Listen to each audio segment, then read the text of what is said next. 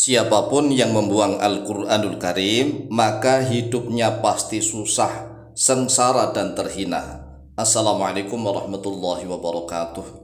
Bismillah walhamdulillah wassalatu wassalamu ala rasulillah Sayyidina wa maulana Muhammadin ibn Abdillah wa ala alihi wa sahbihi wa mawalah wa la hawla wa la quwwata illa billah, amma ba'd. Saudaraku kaum muslimin wal muslimat rahimakumullah, wabil khusus saudara-saudara kami para pecinta dan subscriber channel YouTube Tafsir Al-Muallim dimanapun berada, yang tidak lupa dan tidak bosan-bosannya senantiasa kami doakan semoga Allah Azza wa Jalla memberikan kesehatan, sehat walafiat lahir dan batin. Semoga Allah Jalla Jalaluh memberikan rizki yang melimpah ruah, harta yang barokah, menjadikan anak-anaknya anak-anak yang soleh dan solihah, dzurriyyahnya dzurriyyah yang thayyibah, hidupnya sukses, bahagia dan selamat di dunia dan di akhirat. Amin amin Allahumma amin. Saudaraku kaum muslimin wal muslimat rahimakumullah, akhir-akhir ini marak sekali fenomena pembakaran Al-Quranul Karim. Al-Quran ada yang dibakar, ada yang disobek-sobek, diinjak-injak, bahkan dimasukkan ke dalam kloset, kemudian macam-macam. Ini akibatnya adalah salah satu akibat dari umat Islam sendiri. Mengapa? Karena akhir-akhir ini banyak sekali umat Islam yang aliran garis keras, yang sedikit-sedikit ngajak jihad, ngajak perang. Kemudian di sisi lain banyak umat Islam yang sudah enggan mengkaji Al-Quranul Karim. Walaupun toh belum bisa ngaji, belum bisa baca Al-Quran, tapi tenang saja, tidak segera ngaji. Kemudian ada lagi yang sudah ngaji, bisa baca Al-Quran, tetapi malas, jarang sekali membaca Al-Quran. Nah, ada yang sudah mulai rajin membaca Al-Quran, tetapi nggak mau melanjutkan kajian berikutnya, yaitu mempelajari tentang isi kandungan Al-Quranul Karim. Untuk mengetahui tentang isi kandungan Al-Quran, maka harus tahu tentang ilmu alatnya, yaitu ilmu bahasa Arab, al-lughatu al-arabiyah, menggunakan kaidah-kaidah nahwu dan shorof. Ini jadi akibat dari fenomena umat Islam itu sendiri. Banyak umat Islam yang mengaku pedoman hidupnya Al-Quran, pengakuannya seperti itu. Tetapi kenyataannya setiap hari hanya mencari harta duniawi, sibuk mencari harta duniawi. Boleh mencari harta duniawi, itu boleh, bahkan menjadi orang yang kaya raya itu sangat bagus, sangat mulia dan sangat lebih utama. Yang tidak boleh itu meninggalkan Al-Quran, membuang Al-Quran.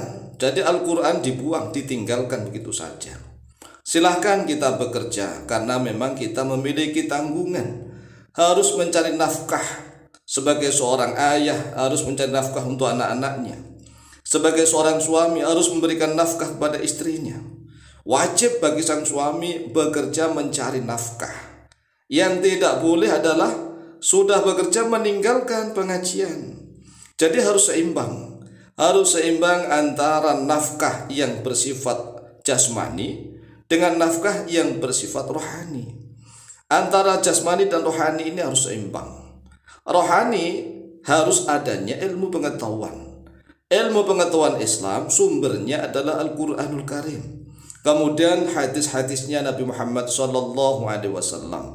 Kalau keduanya ditinggalkan, maka fenomena-fenomena semakin langka, semakin aneh.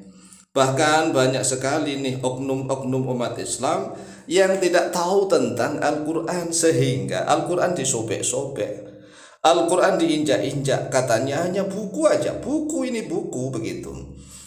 Untuk apa buku disobek-sobek? Lah mengapa disobek-sobek sampai dibakar, dibuang-buang?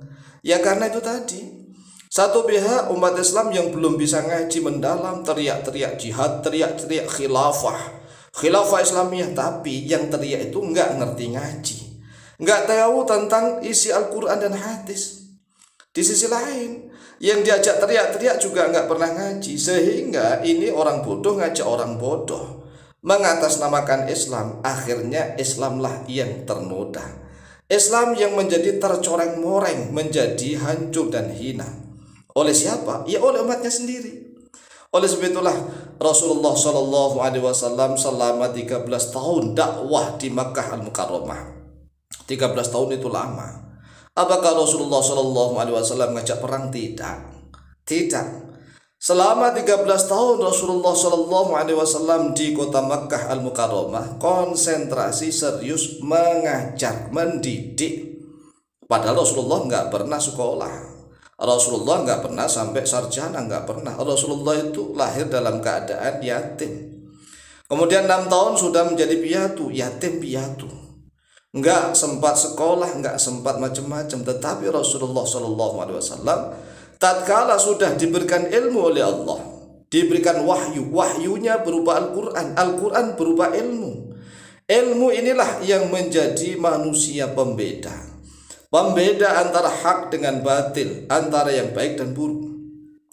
Nah, kalau manusia sudah diberikan ilmu oleh Allah berupa Al-Quran, tetapi Al-Qurannya ditinggal begitu saja, tidak mau dipelajari, inilah yang menjadikan penyebab bencana. Bencana di mana-mana. Banyak umat Islam, banyak, tetapi tidak ngerti tentang isi kandungan Al-Quran. Bahkan membaca pun belum bisa. Yang sudah bisa membaca tidak rajin membaca. Yang sudah rajin membaca tidak mau melanjutkan kajian tentang tafsir Al-Quran. Lah ini kan fenomena yang sungguh luar biasa. Sehingga di dalam hadis riwayat Imam Ibnu Majah, Rasulullah Shallallahu Alaihi Wasallam bersabda, "Yudrasul Islamu kama yudrasu wasyu thawbi." Islam itu dipelajari sebagaimana dipelajarinya bordiran baju. Bordiran baju kelihatan di muka saja. Kulit-kulitnya saja. Hatta la yudra ma siyamun, sehingga tidak diketahui apa itu puasa. Wala sholatun, dan tidak tahu apa itu sholat. Wala nusukun, dan tidak tahu apa itu ibadah. Wala sodaqatun, dan tidak tahu apa itu sedekah. Wala yusra ala kitabillahi azza wa jalla fi lailatin, dan sungguh akan hilang, naik pada malam hari atas kitabnya Allah azza wa jalla fi lailatan, di dalam satu malam saja. Artinya Al-Quranul Karim ayat-ayatnya itu akan hilang.